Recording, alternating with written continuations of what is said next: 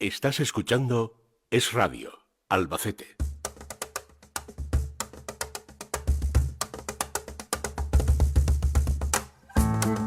Ahora en Es Radio, Es Toros, de la mano de la Fundación Toro de Lidia en Albacete y el periodista Salvador Ferrer. ¿Qué tal, señores? Buenas tardes, bienvenidos a una nueva edición, un nuevo capítulo, un nuevo episodio de estas tertulias, de estos programas taurinos que estamos generando desde distintos escenarios. Prácticamente podríamos decir que es un programa taurino itinerante. Hemos estado en Global Caja, hemos estado en La Fava, hoy estamos de hecho en riguroso directo en el Templete, en el centro neurálgico, en el corazón, donde más bulle la fiesta, la ciudad, la feria de la Virgen de los Llanos y sobre todo la actualidad. Si hablamos de actualidad, les tendremos que decir que Morante de la Puebla va a causar baja mañana por la tarde y que en su lugar, sorpresón, va a sustituirle Manuel Caballero, que va a tomar la alternativa con Paco Ureña y con Andrés Rocarrey, padrino y testigo respectivamente. El otro día estuvo Manuel Caballero, hijo, aquí, nos dijo que iba a tomar la alternativa en Ellín con Pepín Liria, que reaparecía para la ocasión tantas veces, compañero de gloria y de sufrimiento de Manuel Caballero, y con José Mari Manzanares. Pues nada, se ha ido al traste de alternativa y mañana será el doctorado de Manuel Caballero, que se despidió, como bien saben, el martes con una puerta grande en su última tarde como novillero en La Chata, en la Plaza de Toros de Albacete.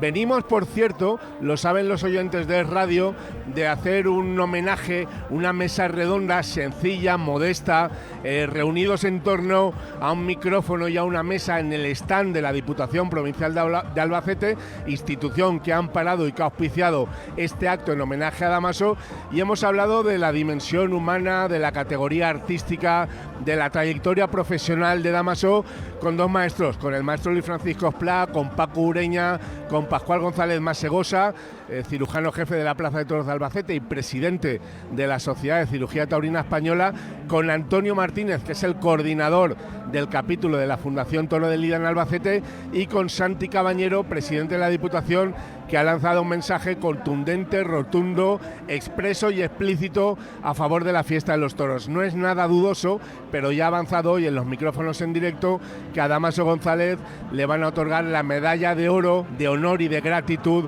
de la ciudad de Albacete. Como les digo, estamos en el Templete, en un escenario original, histórico, tradicional.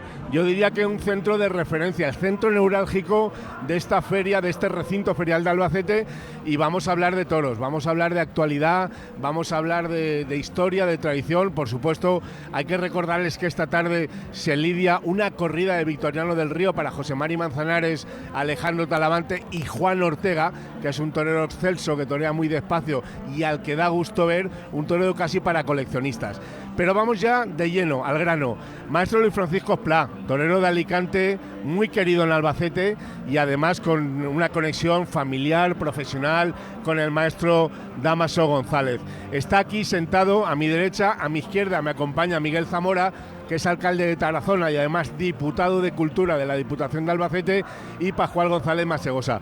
Maestro Luis Francisco Esplá, supongo que vendría a Albacete en un contexto tan lúdico, también con un toque también gastronómico y sobre todo nostálgico por recordar la figura de Dámaso, pues te hace sentir momentos bonitos y especiales, maestro.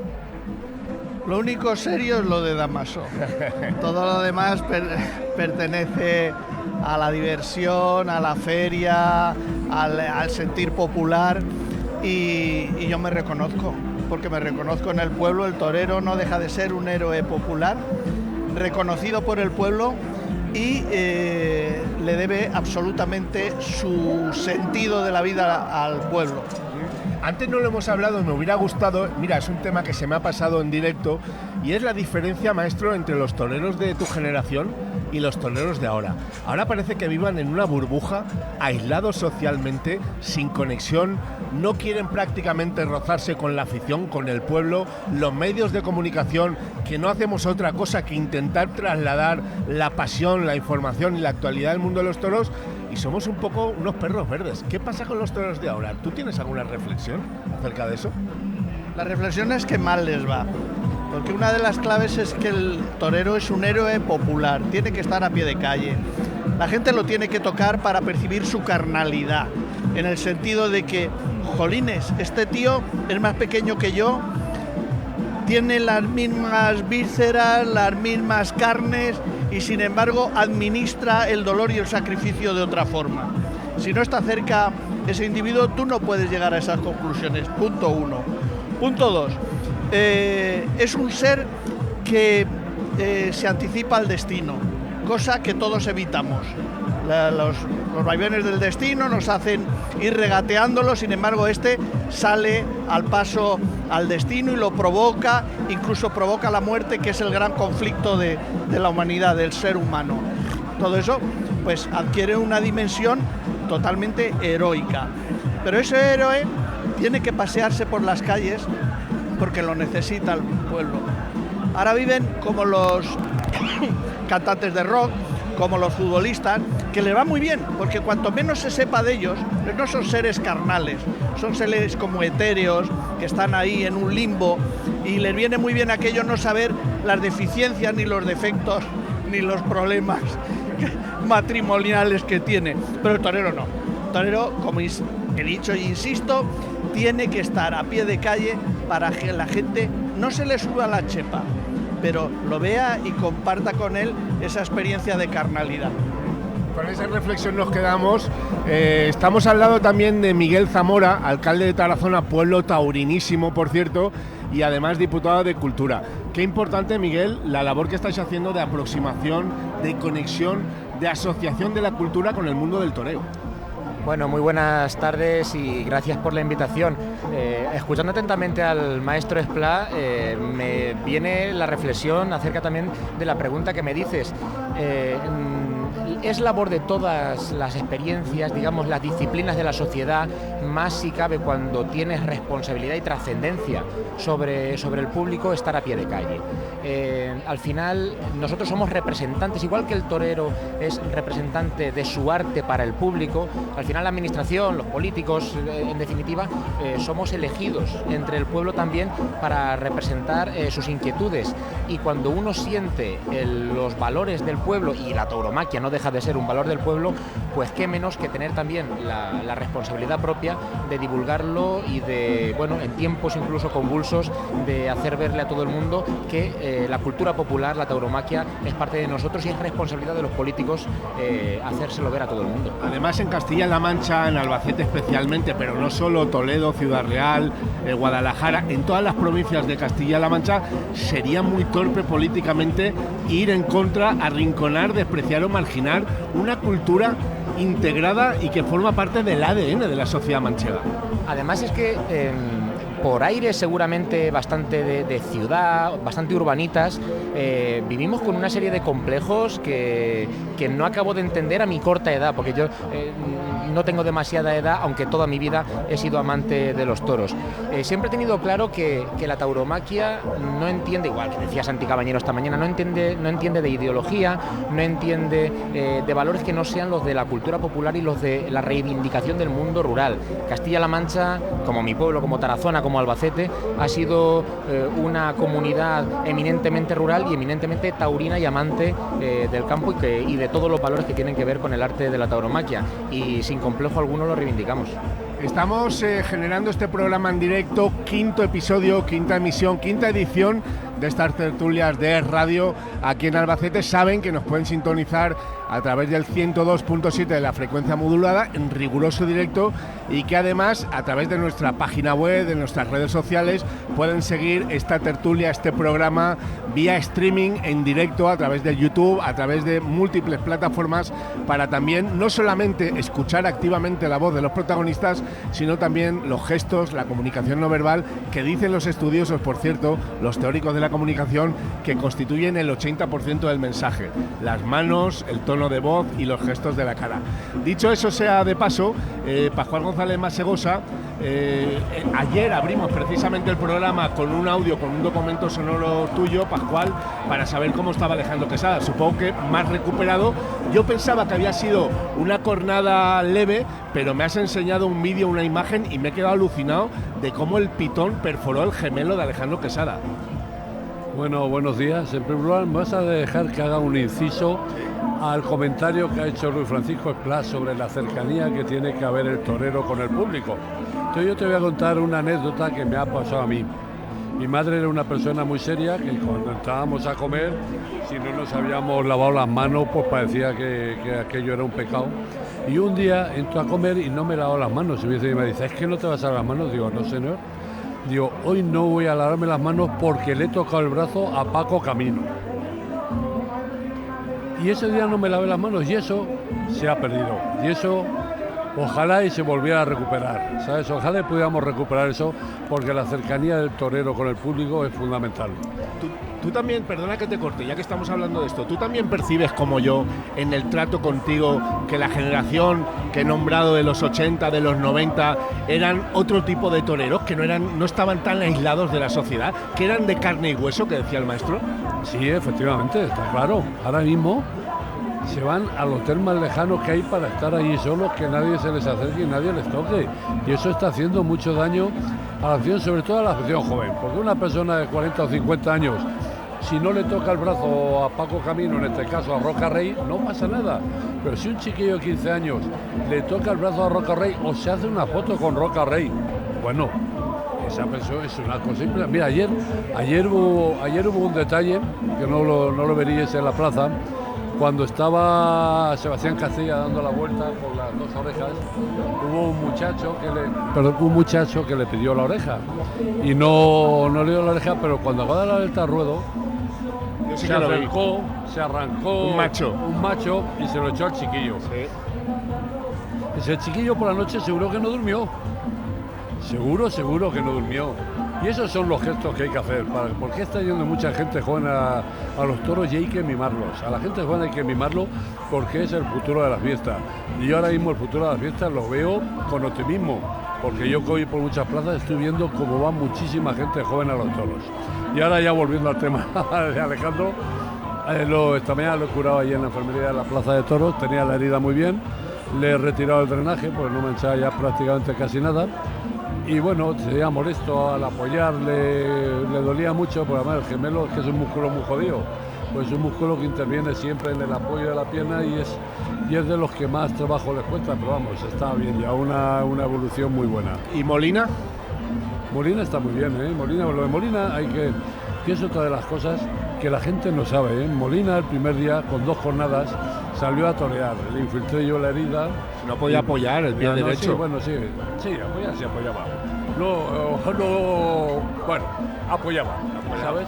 Pero bueno, pero que es un mérito tremendo, con 2 jornadas salía a torear con los puntos puestos y como estuvo muy bien. Torea en Das el sábado. Ayer me preguntaba y dice, bueno, ¿y en Das quién me va a infiltrar? Digo, no pasa nada, tiene una hermana que es enfermera, digo, te infiltramos aquí para que lo veáis y te lo hace en Das, porque iba a acompañarle. Pero ayer me dijo, dice, no hace falta, ya no me duele nada y no me hace falta. Lo único que está molestando ya los puntos, a ver si antes de la segunda corrida me puedes quitar alguno.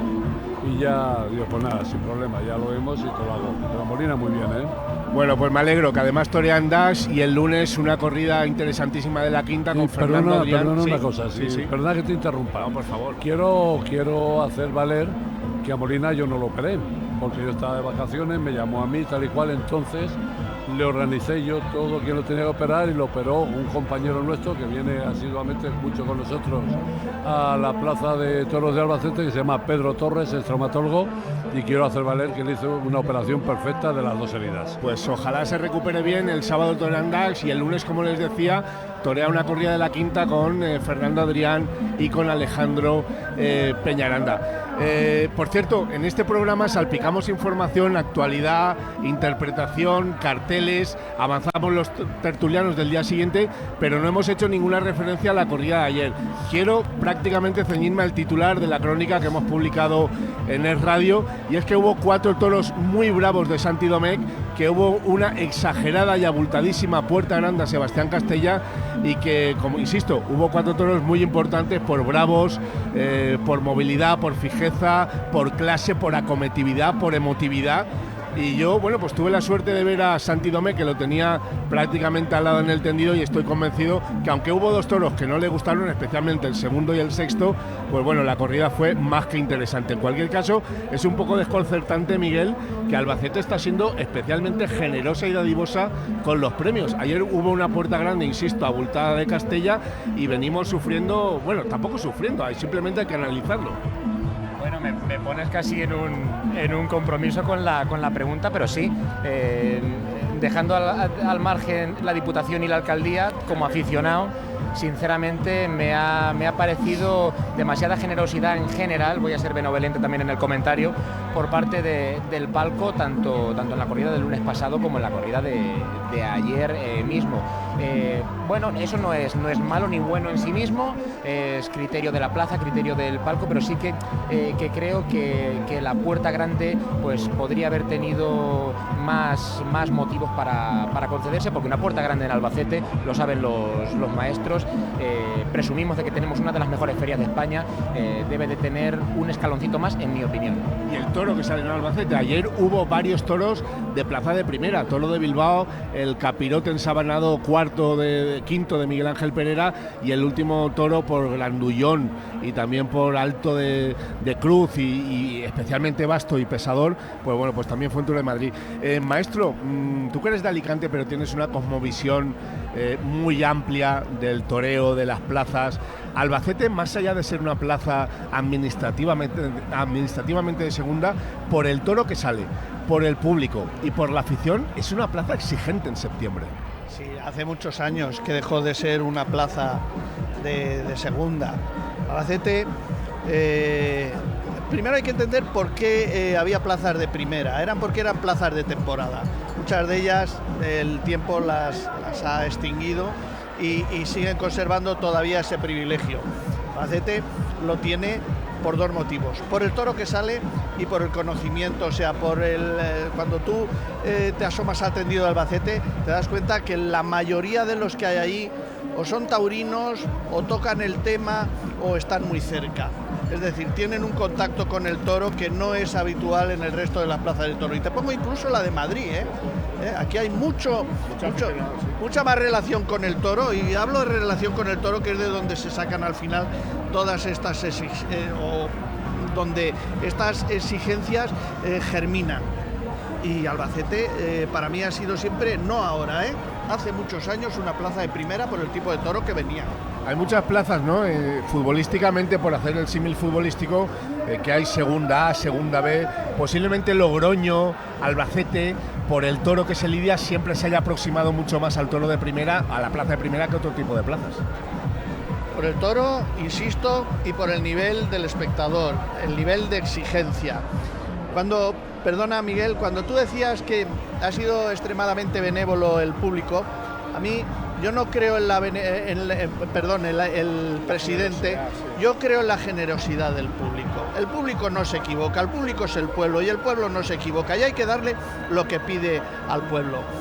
Un presidente no está para coercer, sino para satisfacer emociones. Y esto cada vez me preocupa más, ¿no? Esa necesidad de instruir a tu público. No, usted está ahí para ejercer de gestor, de más o menos... Si el público se vuelve benévolo, usted no puede corregir este defecto como si se vuelve extremadamente agrio, tampoco lo puede, porque hay veces que en plazas como Albacete y Madrid hay toreros que merecerían la oreja y no se la dan porque no ha habido una petición de oreja, y ahí no interviene el criterio no se compromete el criterio del presidente. Por eso digo que al pueblo hay que dejarlo ejercer su derecho, porque si hay algo democrático en estos momentos, pero democrático de verdad, sin ningún tipo de ficción, es lo que ocurre en una plaza de toros. Además hay una... No estoy llamándote al orden, sino todo lo contrario, es una opinión que podemos compartir o no. Miguel, por alusiones. No, por supuesto, además le escucho con plena atención. Totalmente de acuerdo. Pero fíjese, cuando el aficionado también está en el tendido, realmente, bueno, la disparidad de opiniones es tremenda entre el propio aficionado y entre el propio público. Mi impresión iba más a que quizás en esta ocasión, y no por contradecir ni mucho menos esa opinión que comparto totalmente, creo que el palco estuvo por encima de la generosidad del propio público. Es la percepción. Entonces no. Yo no suscribo eso, Miguel. Si Salva me echa un capote, nunca mejor dicho. No, es que yo no he sido testigo, entonces no. He hablado de algo que siempre, pero por supuesto, que genera mucha polémica, ¿no? Que si el presidente debe o no debe dar. Pero por supuesto, y le corto y perdóneme, maestro, también estoy totalmente en contra, como aficionado del tendido, cuando veo a un palco que pretende instruir o incluso abroncar al propio público soberano. Totalmente de acuerdo. Me encanta que esta tertulia tenga viveza, que no siempre se rija bajo una estructura rígida, nunca mejor dicho, pero yo en cualquier caso no me quiero resistir. Hoy torea Juan Ortega, yo soy un devoto de la tauromaquia de Juan Ortega. He visto a muy pocos toreros torear tan despacio, manejar capote y muleta con la sutileza y la delicadeza que lo hace Juan, y me parece que ahora mismo es un torero de coleccionistas, maestro Pla.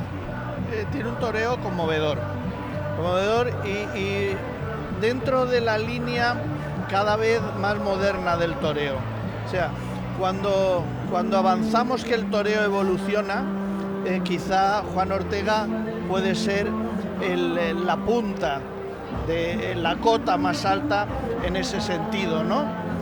Y ahora hablabais, por ejemplo, para que veas también que esto tiene su relación con el público. El público ya lo que espera del toreo, no de Ortega, sino del toreo, esta concepción, ¿no?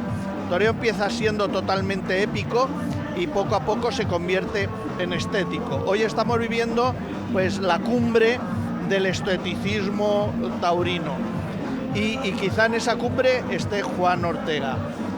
Pero claro, tiene sus penalizaciones. Cuando decís que hay dos toros que no sirven, que seguramente hace 30 años servirían para hacer algo con ellos, el toreo moderno lo desecha. Pero no solo los toreros, sino el concepto, el criterio del público dice, este toro no nos vale. Y eso es peligroso. Es peligroso porque la perfección muchas veces es capaz de arruinar, incluso ser el verdugo de la emoción. Totalmente. Pascual González Masegosa, estamos hablando de Juan Ortega. Quiero también conocer su opinión sobre la valoración artística de algunos toreros. Es una pena que José Antonio Morante de la Puebla no pueda torear mañana.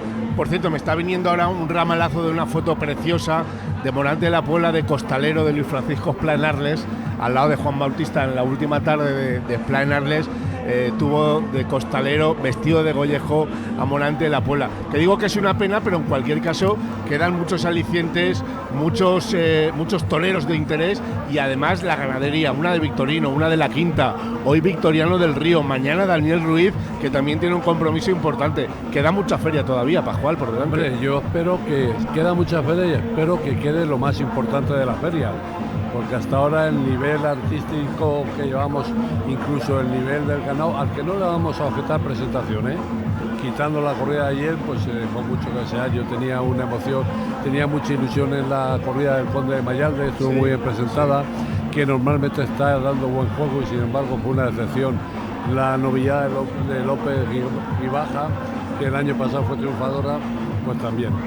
Y luego dice, bueno, pues hoy empieza ya la parte más importante de la feria y por supuesto me han nombrado un torero que es Ortega, que es ahora mismo es una de mis debilidades dentro del mundo del toro, al que me gusta verlo perfectamente. Yo he tenido la oportunidad de verlo torear como Los Ángeles y te aseguro que hay pocos toreros que toreen tan bien como él.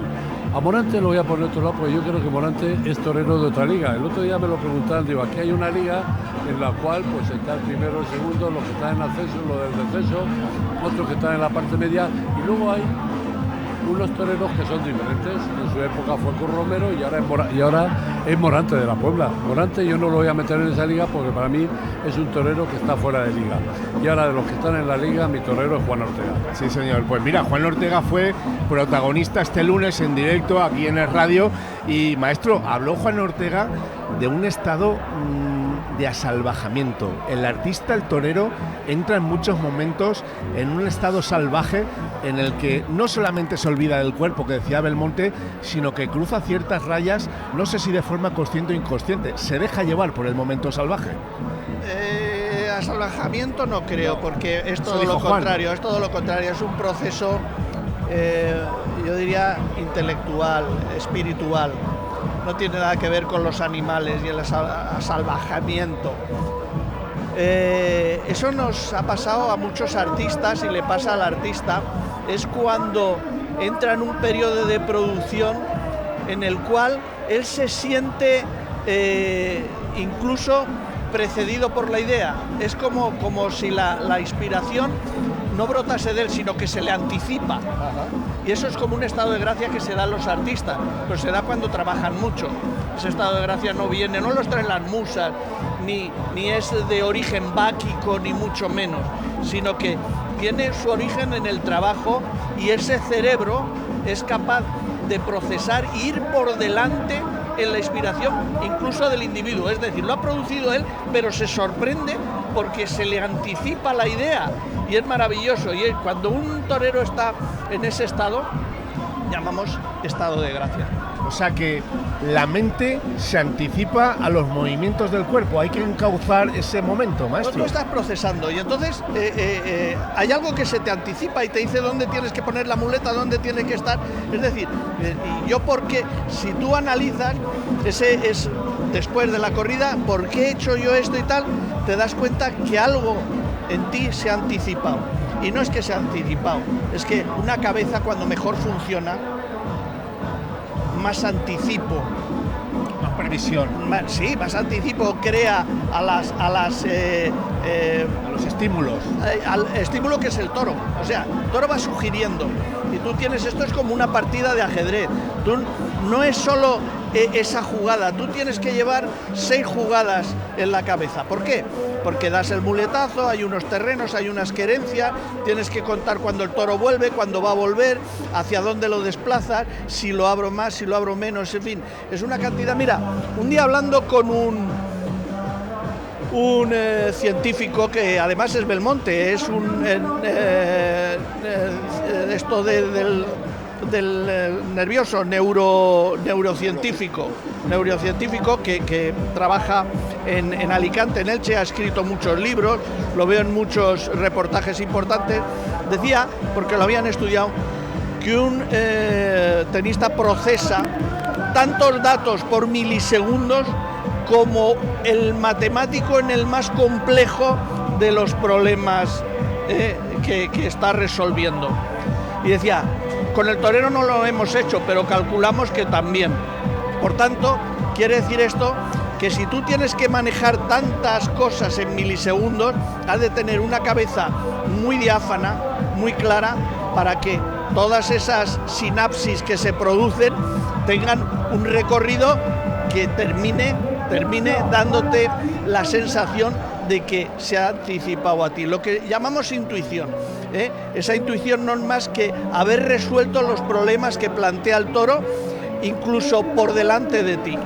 Me ha gustado mucho escuchar esa comparación, ese símil, esa analogía del maestro Esplá con lo del ajedrez, porque yo ayer en la crónica escribí que la lidia del segundo toro fue una partida de ajedrez. Ni hubo jaque al rey, ni hubo jaque mate, pero hubo claramente un diálogo interno, íntimo, entre Perera y el toro, un toro muy complejo, con muchas teclas, y en las que, bueno, al final hubo un empate técnico, pero sí que se percibió claramente que ahí había un diálogo entre la racionalidad del torero y la animalidad del toro. ¿Cómo habéis vivido, Pascual, Miguel, Yo creo que ha sido una campaña orquestada, mediática, con los satélites mediáticos del taurinismo, esa campaña contra Roca Rey. Yo creo que para ser morantista, y yo soy morantista desde que tengo uso de razón, desde hace 20 años, algunos son morantistas desde hace un cuarto de hora, pero para ser morantistas no hay que despreciar a Roca Rey. Roca Rey es la máxima figura del toreo actual, es un torero extraordinario, es un torero que tiene personalidad, que tiene un magnetismo fuera de lo común, que es un torero regular, capaz, largo con el capote, triunfador, regular, con personalidad, con magnetismo, con poder de convocatoria. Se me acaban los adjetivos. Vamos a ver, este debate es interesante, pero para nada lo percibo o lo abordo de manera negativa o con conceptos peyorativos, y me explico. ¿Qué sería de la historia de la tauromaquia, del toreo que hemos conocido en todas las épocas, sin piques sanos o a veces no tan sanos entre las grandes figuras del toreo? En una época en la que, en estos últimos 10 años, en la que la crisis del público, sobre todo el descenso del número de festejos, ya no en las grandes ferias, que también, sino en ferias menores, pero necesarias para mantener viva la afición en los pueblos, Andrés Roca Rey ha sido una de las principales, por no decir la gran figura que ha mantenido las plazas llenas en multitud de ferias de primera y de segunda, y esto no lo podemos obviar ni lo podemos olvidar si queremos de verdad mantener la fiesta. Pero coincido con lo que ha dicho antes el doctor Masegosa, en que Morante de la Puebla juega en otra liga, es un diestro insustituible, hablando precisamente de la sustitución de mañana, pero que para nada pienso que, digamos, este pique, no sé si orquestado o no orquestado, yo como aficionado, yo lo he visto muy positivo, porque me ha generado aliciente, me ha generado pellizco para saber que si se acarteran los dos juntos, yo quiero ver, incluso me gustaría ver un mano a mano entre los dos. Estaría bien. Bueno, yo estoy totalmente de acuerdo con lo que dice él. Efectivamente, vamos a ver. Yo ya te he vuelto a decir que yo a Morante lo tengo en otra historia. Es Morante, y ya está, y no hay que decir otra cosa. Morante es Morante, es la definición de Morante. Y Roca Rey es el que está llevando ahora mismo el mayor peso de la tauromaquia en el momento actual, es el que está llamando a la gente joven, el que está llamando a pues, prácticamente a todo el mundo. Entonces es quizás el referente máximo que hay. Entonces si los juntas juntos a los dos y tienen un pique, que yo creo que ese pique, a lo mejor cuando acaba la corrida se van juntos los dos a tomar un café, ¿sabes? Y ese pique no existe como tal, es un pique de cara al público que anima a la gente y que da el morbo que da todas estas cosas. Yo dudo hasta que haya ese pique. Entonces, pues bueno, está claro que Morante es un día quien lleva el peso fuerte de la fiesta en los dos últimos años y que ojalá sea mucho tiempo. Pues sí, son esos dos troncos, ¿no? De José y Juan, de Morante y ahora Roca Rey. Está claro que Roca es el heredero natural del Juli. Si hablamos de Morante, maestro, sé que es una debilidad y sé que Morante te admira muchísimo. De hecho, te ha brindado 2 toros en Alicante, en esta última feria de hogueras, y además me consta, y no te lo había dicho en privado, creo que te ha llamado para torear el Festival de Antoniete. Sí, me llamó para el festival y he mantenido siempre con una relación extraordinaria. Pero ejerzo lo que te dije, ¿no? Cuanto más distancia, mejor. Cuanto más lo admiro, más distancia trato de establecer para que no me decepcione nunca y toda su obra no se convierta en agridulce para mí.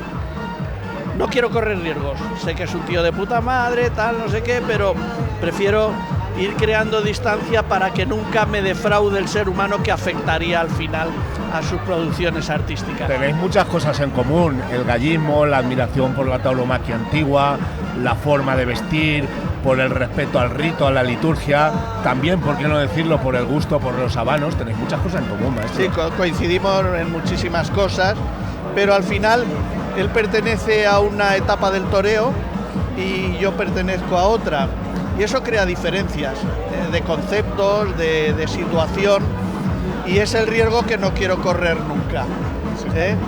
Quiero mantener esa relación que tengo con él y disfrutarlo sin ningún tipo de intromisión o interferencia. Eso está bien. Estamos, ya les digo, en directo 102.7 de la frecuencia modulada, generando este quinto capítulo, quinta de feria en Es Radio aquí en el Templete, en riguroso directo, escuchando una música de fondo más o menos agradable. Ahora hemos escuchado un pasodoble en el que Maripaz y María se han marcado un pasodoble ahí bailando fenomenal, y quiero agradecer a todo el equipo, quiero agradecer a Maripaz, a María, a Rafa Gil, que cuelga las crónicas, que le mareo con internet, con los audios a última hora de la noche, y a Emilio Alfaro, que además tiene un apellido, ya les digo, muy taurino, muy riojano y muy del vino, así que tengo especialmente predilección por esa zona. Sí, ha estado a punto el maestro de reaparecer con un pasodoble. Todo se terciará, todo se terciará. Bueno, pues estamos aquí, como les digo, generando este programa en directo. Quedan 2 minutos y me gustaría, Pascual, Miguel, Maestro Esplá, una última reflexión para acabar esta tertulia, que ha sido, por cierto, muy viva, muy dinámica y muy enriquecedora. Pascual. Bueno, vale, muy bien. Pues hombre, yo creo que estamos en un momento, la reflexión es que estamos en un momento muy bueno de la tauromaquia a nivel nacional, y que la Feria de Albacete tiene que empezar a despegar a partir de hoy. Hemos visto cositas, digamos así, algunas cosas buenas, otras mal, pero yo quiero hacer una cosa antes. Primero solamente le quiero a Luis Francisco Esplá hacerle una petición, que por supuesto sin ningún compromiso. Y te voy a decir, tú sabes que en la Sociedad Española de Cirugía Taurina estamos haciendo festivales en beneficio de la sociedad. ¿Tú estarías dispuesto a torear un festival por la Sociedad Española de Cirugía Taurina? Tienes un minuto, maestro. Recojo todo, y yo la conclusión que saco es la Feria de Albacete. Sigo viéndola viva, y esto es lo que a mí me emociona. Se sigue hablando de toros, seguimos aprendiendo, que es lo que hemos hecho hoy aquí, y viva el toro, viva Albacete y viva Castilla-La Mancha. Y viva Esplá. Gracias, y viva la radio y viva el toreo, que es pasión y es magia. Gracias. El lunes más información taurina aquí en Es Radio. Fue un placer. Gracias a todo el equipo de Es Radio.